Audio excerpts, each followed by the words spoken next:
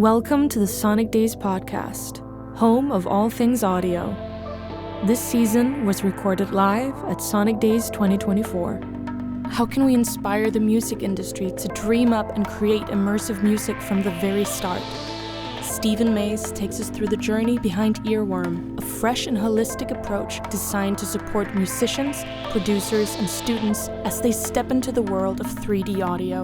They rethink not just how we record and mix music in 3D, but how we imagine it from the first note.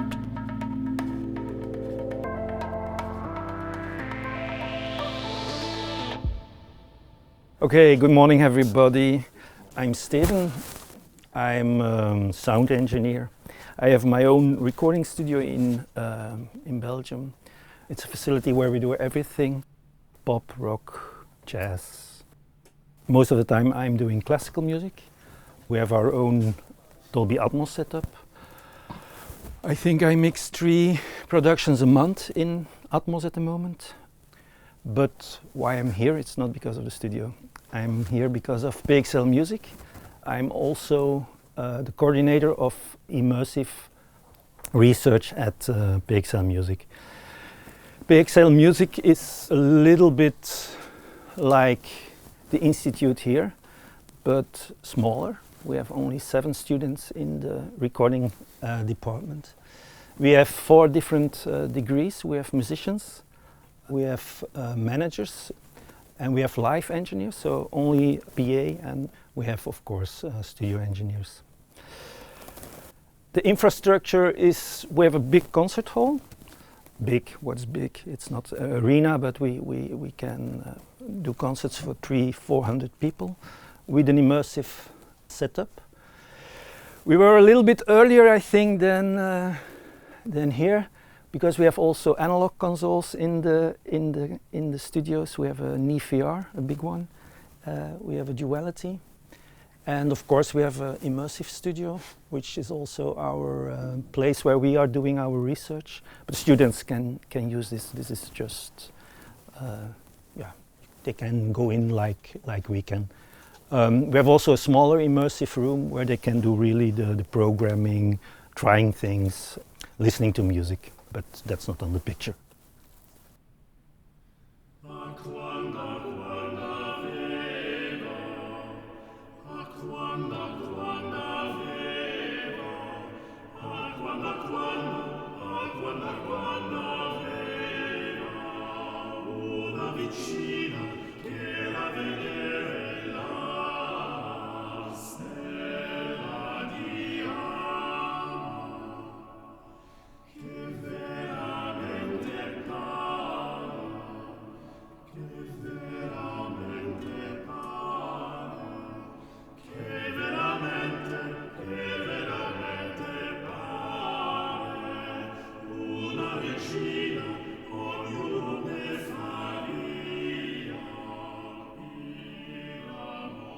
Okay, this guy's Adriaan Willaert is a Renaissance composer.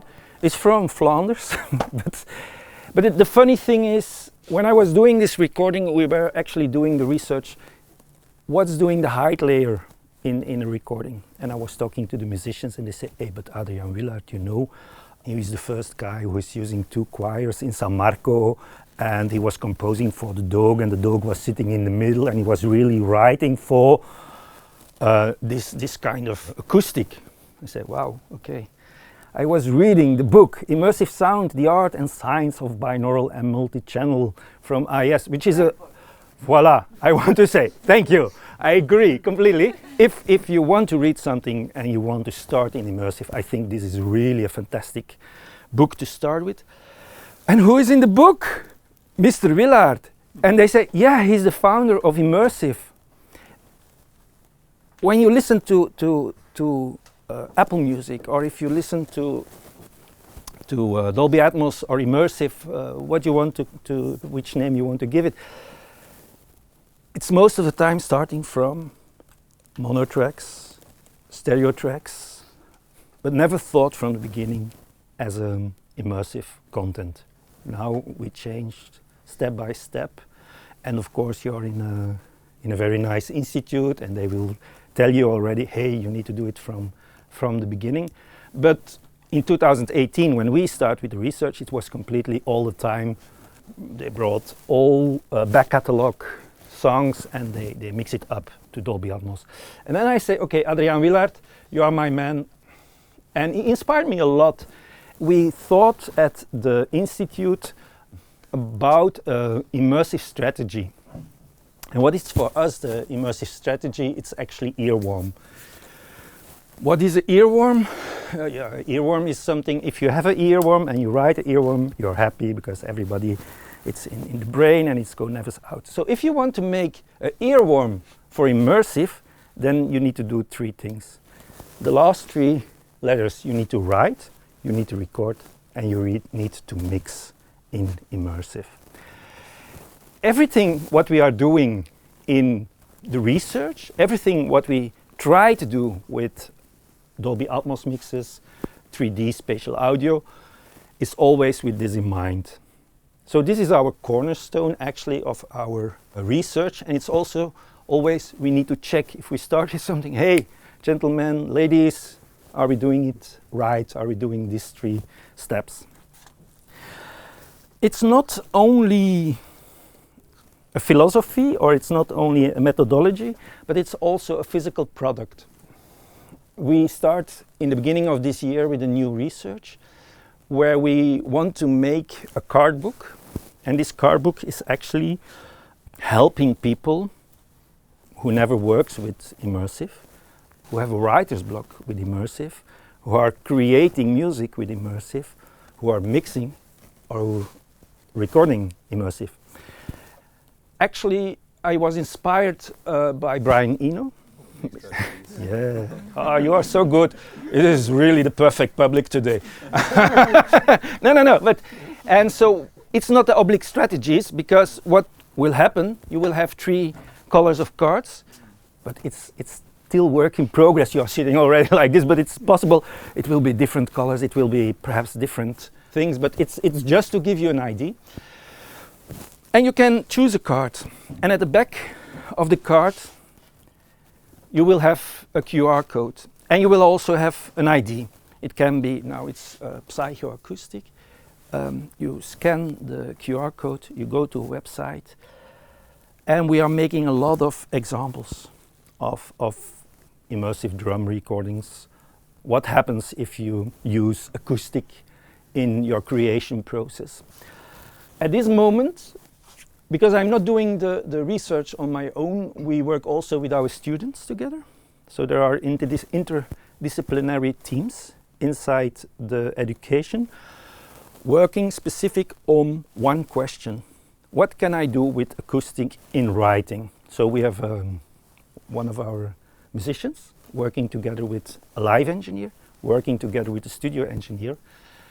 Tomorrow they are working on this, for example. Every Friday they are working on this specific theme, and they are just saying, okay, let's try this with acoustic, a dry acoustic, a wet acoustic, impulse response. What's happening if I use mono reverbs? What's happening when I use stereo reverbs? What if I'm thinking in my composition, if I do the first 3 bars in a church, the next 2 bars in a boat, acoustic, what happens? What works, what is not working? They will make 6 or 7 songs, and they also bring them to a stage. So the live engineer also needs to find out, what can I do to make this also work in a live environment? So another thing in the writing process is layering. What can you do with layering? If you listen to Mr. Willaert, you can do a lot with layering. It's polyphony, actually. And one of our students was saying, okay, I'm gonna start working with layering, and she make a thesis of this. And now she's actually, it's incredible. They ask her everywhere in the Netherlands, in Belgium, just to help musicians to show what you can do live and in studio with immersive music.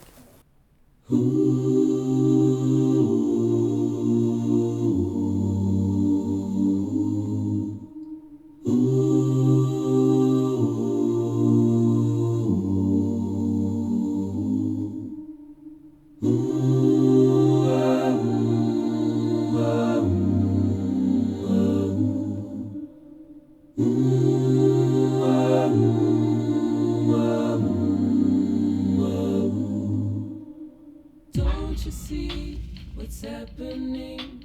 Escape into a new reality.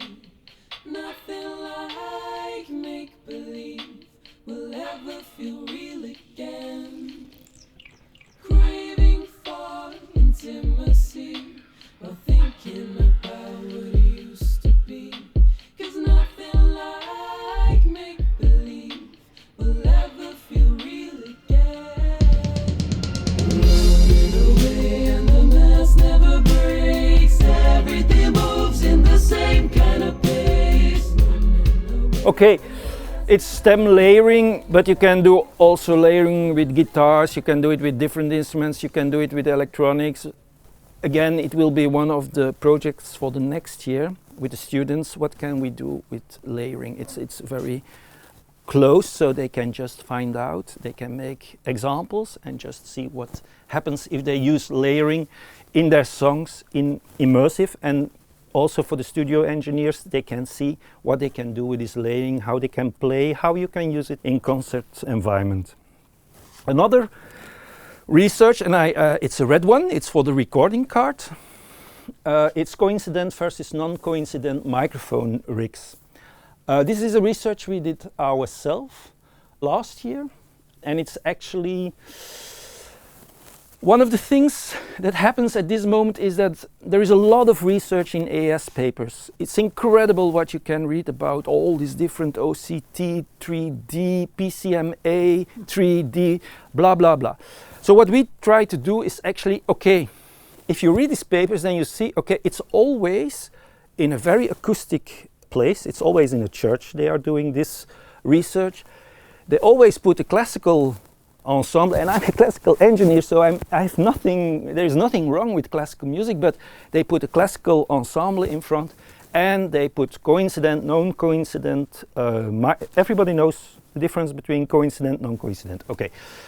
Coincident means the microphones are falling together, so they are very close to each other, and non-coincident means they are separate from each other. They listen to these different tests and they say, oh yeah, okay, the non-coincident is much better than the coincident, blah, blah, blah. And we thought, okay, but what happens if we really look to a drum and put the microphone on the 3D rig? So a 3D rig like this one on the right, which is OCT 3D-like, and WXYZ, which is a coincident microphone system. So the ambisonic Sennheiser is also there as a coincident system. We tried, and there was another student from 3 years ago who really did some Chet Blake stuff. He did different kind of microphone setups for drum recording, and he was a drummer himself. And he made some songs in style of different producers. And so I said to Harm, who is the drummer, hey, I want to have this material, because for me it's really interesting if I have context. If I have context for my microphone systems. And so he said, yeah, it's not a problem, and I will drum for you, it's a great idea. And so we start, and I will let you listen to the coincident and non-coincident. We did some pre-research on this, which is important. And we were trying the Hamasaki square, we were trying cube of 2L, we were trying all the non-coincident microphone systems. And we made a decision for a drum recording, it's not that big different. We were not convinced that it was really a big difference between the different non-coincident systems. So we said, okay, we make a lookalike OCT 3D. The only thing that we changed was actually in the middle we used Omni. So normally it's with Cardio, but we use Omni just to have the low end of the drum a little bit more. So what you will hear now is just the microphones without the context.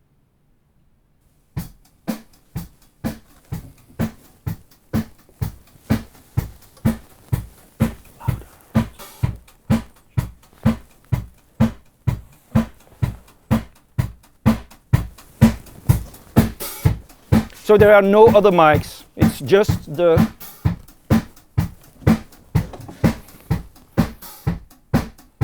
Now I switch to the left one.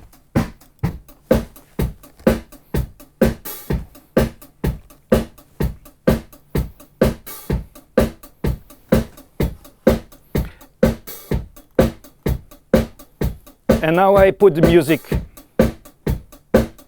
Do you wanna dance with me? Do you wanna drive with me? So this is the coincidence. Do you wanna dance with me? I'll wake you up. The sun started to rise. I look at you. A wave of love. The birds singing us love songs. Dancing on the waves. Stories by the campfire soaking. It will be also on a website that you can listen to all these different microphone setups, and you can listen in context, and you can listen in different genres. The next thing is that we do it for guitar, and this is what our students are gonna do next year. No, they are doing it this year already. Guitar and vocals, because also vocals, of course, if you think in a logical stereo way, you will say, yeah, can we do something with immersive, with vocals? Of course, it's very logical that you say, okay, we work with layering. There is, I think, no discussion that this will work, but can we use also different microphone setups? The Ambio is, there are no people from Sennheiser here, not the perfect microphone, but they know themselves it's an electret microphone, so there is no reason to say it's a bad microphone. We use it and it's really interesting one. But we think if you separate the B format and use better microphones, that this works much better in music. The green cards, it's about mixing. We didn't start with the research for mixing we have no use cases at this moment. This is really something for the next year. But I give you a few examples. I think also psychoacoustic is really something we need to find out and try in real context what is possible and to show people what you can do. Are you working with objects? Are you not working with objects? Will be also some of the things that will be with examples on the cards. Using of reverbs. Again, reverb is coming all the time. I think the rooms are very, very important in immersive setups. So, okay, this is our, I think, our first case research that my team is working on. Another research is finishing at the end of this month. It's VMX, it's a virtual music experience. And we work together with two other groups. One group is a research group from DAE, Ho West. It's a very big school, a gaming school in Belgium in the west of Flanders. 1,000 students, 800 students from abroad, so not from Belgium. So it's really, really known. And the other group is professionals from the music industry in Belgium. Broadcasters, national broadcast, telecom operators, orchestras, classical orchestras, pop groups, big concert venues, all are part of this virtual music experience group. And actually the Flemish government is giving us a grant and say, hey, you need to work together and see what's possible, what can we do with game technology and what can we do with immersive technology in music and combine this.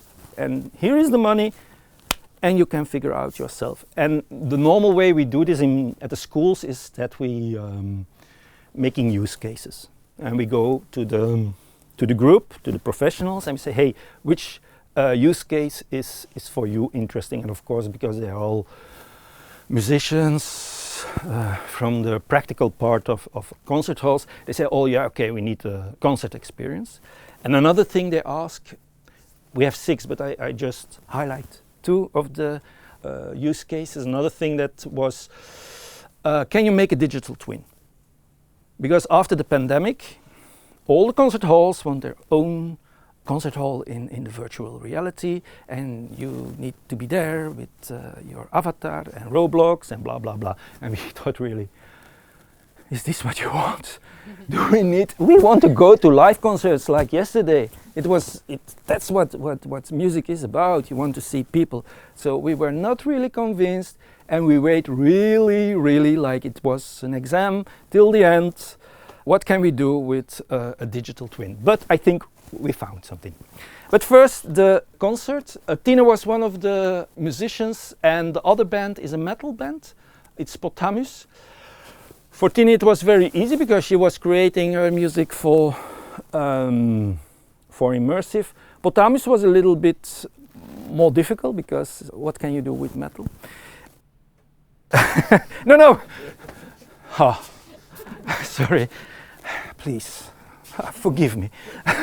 No, you can do a lot with metal in Immersive because it's really acoustic. It's also the fairy tale part is also a thing of so it's really amazing. But it's much more difficult to not starting from the beginning from content that was made for Immersive.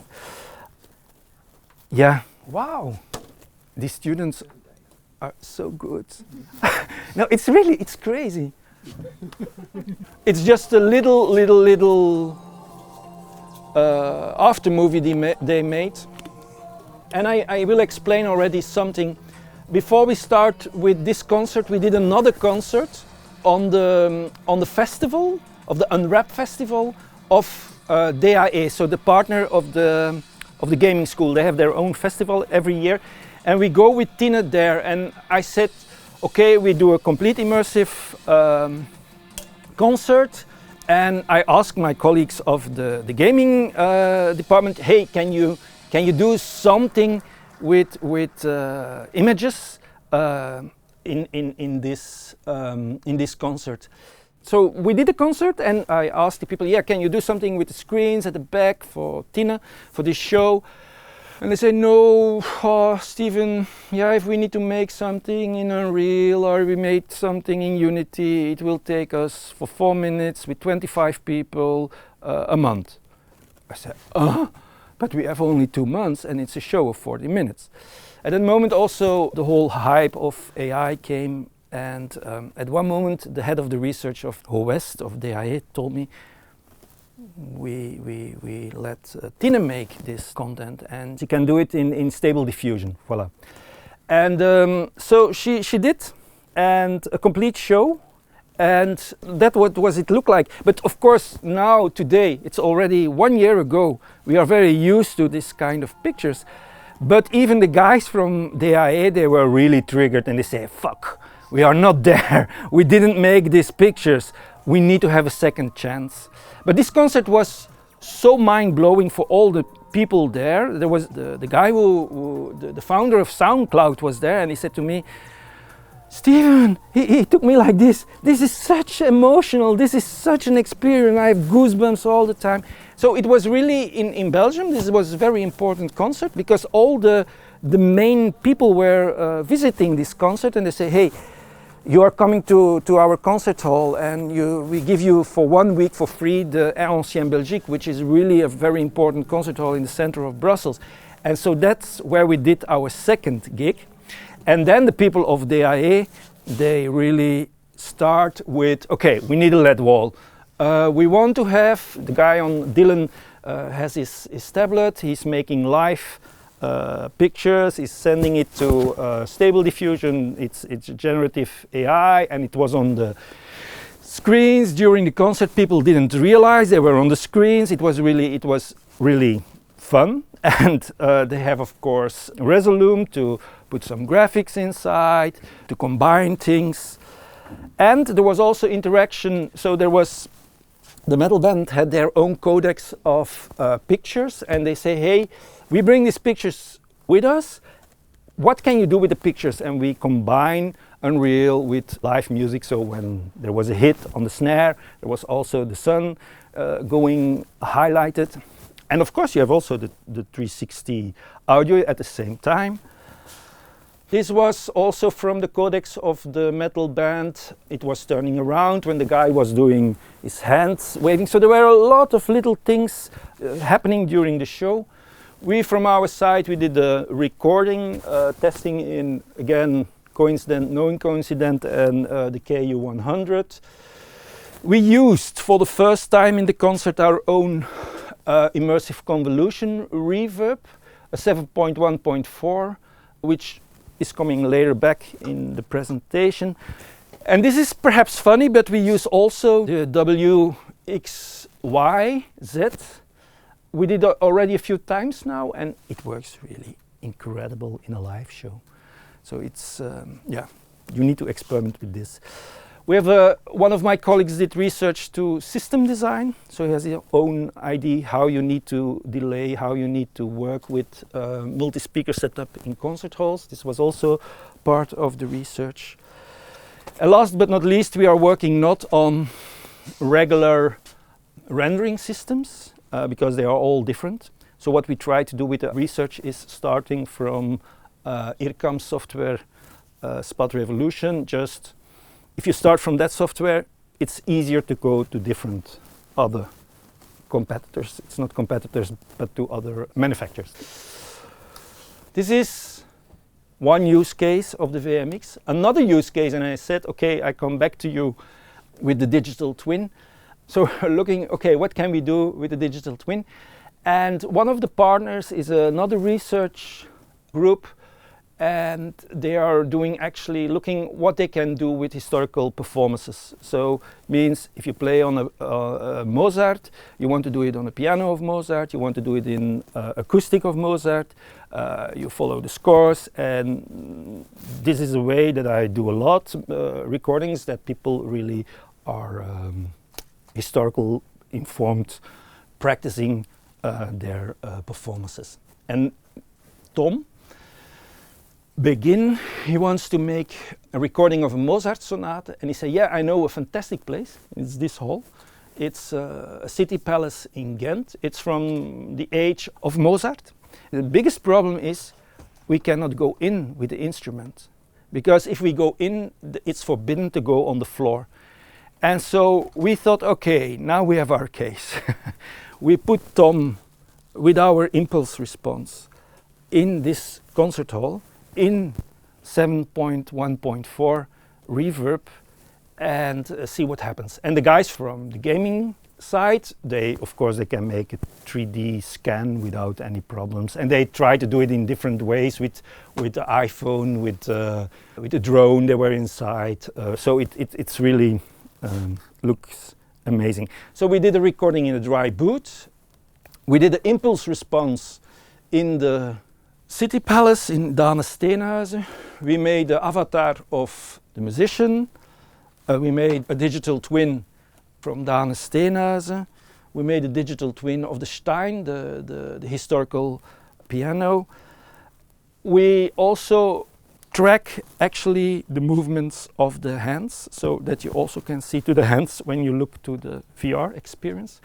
And last but not least, we also scan audio, video, another place. Because if you think about historical practicing, making concerts in historical places, then it's also interesting to have perhaps a place in Vienna where Mozart lives, a real place where he was, that you can say, hey, we put now the Stein inside this historical context.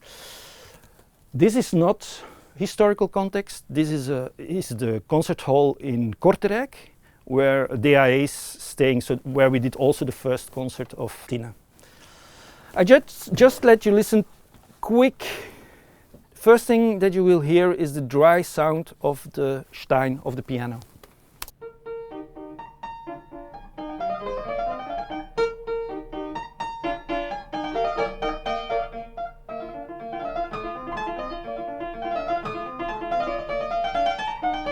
The second you hear is this place. And I pushed a little bit more the impulse response reverb.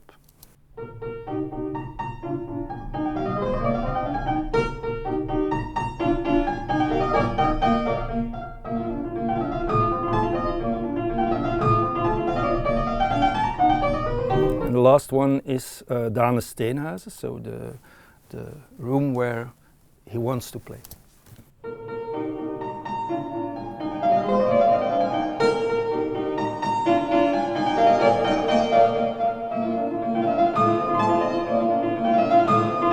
And the nice thing is, if you walk around in the virtual reality, you will also hear, of course, the changing of the acoustic, because we couple the sound with OSC to the VR environment. So this is research number 2. Research number 3, and I go quick now, it's actually we're making our own software. Why are we making our own software? Because we see a lot of things happening during our journey in Immersive. And we think sometimes, okay, here we need to know much more, here we need to try things, and we can suggest to the industry, if you do this or this or this. It's not that we want to compete with anybody, but having this, the possibility is really fun. We never could do the impulse response trick. And we use the impulse response also during the concert. And we make our own, let's say, I go step by step. So you have the reverb. It's the impulse response that we are using in the VMX use case, that we are using in live concerts, that we are using in mixing. The students can use this. It's a plugin in Pro Tools. It's made in Juice, so it's very, you can use it on every platform.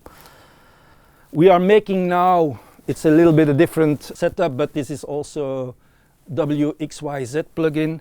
I didn't put it in my presentation how it works, but the people who knows how it works with Ambisonic, you can actually do everything. If you have this information, you have a sphere of the sound, and you can go more close to the front, you can go more to the back, you can more to the left. You can manipulate this. If somebody wants more an explanation about this, I can do it after the talk. But having a plugin where you can do this manipulation and say, hey, I want to come closer, I want to go a little bit further with this microphone, I want to turn it a little bit to the left or to the right, this is really something that we want to have. So we are building this plugin also. We have an OSC bridge. We found during the live concerts, especially when we work with external renderers like the guys from DMB, the guys from Maes Sound, they all have their own closed system. They have ADM OSC, which is making a connection possible, but it all works in a different way. If you go to a Yamaha system and you have a source, it can be like this. If you use it from Spot, if you have just a source, it can make it wider, it can make it smaller, it can make it... So you need to do a translation all the time. So what we're going to do is actually we want to start from Spot or the renderer of Dolby, so that you can start in the studio and that you just go with this OSC patch to one of these different systems. So that you have actually a bridge between all these rendering systems. Sometimes they ask us to help people doing their first immersive setup, and this is in Winter Circus in Belgium. It's really a concert hall with a 3D sound system. This is during the rehearsal, but they are sitting in the middle. And we give them also a panel that they can do what actually yesterday happened during the concert, that one of the musicians is going inside the hall and playing with the reverbs and playing with the panning. This is something that we also can provide. Our reverb, you can also send your reverbs with the OSC bridge. So there are a lot of things that we combine in this OSC bridge for doing a live concert. And we are also working on a positional data tracker. One of the things is, there are of course a lot of positional data trackers, but the thing is they are very expensive. A positional data tracker. Okay, what's a positional data tracker? You're standing on a stage, you walk to the left, and the panning is following. You go in the front, you go to the back. So we are working on a system that's with Arduinos that go very easy, so that you can move around on a stage in a hall, and that we can follow the OSC data and that we can put it like this in the rendering systems. Actually, we put it in our OSC bridge. Who is doing this? These are the two guys. The left one is Tom, and the right one is Arthur.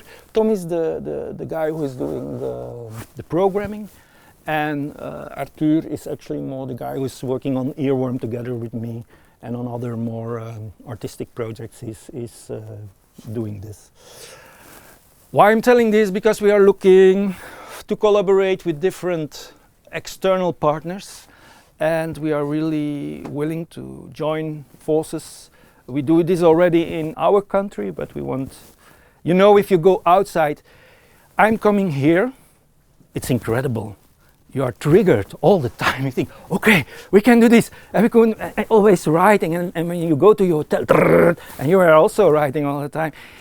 Yeah, this is the way it goes. So if there is somebody with an idea of things that you really like, or to want to come to the school as a student, that's all possible. If you want to become a trainee in Belgium, we have the studio in Mechelen. There are a lot of possibilities. Voilà, that's it.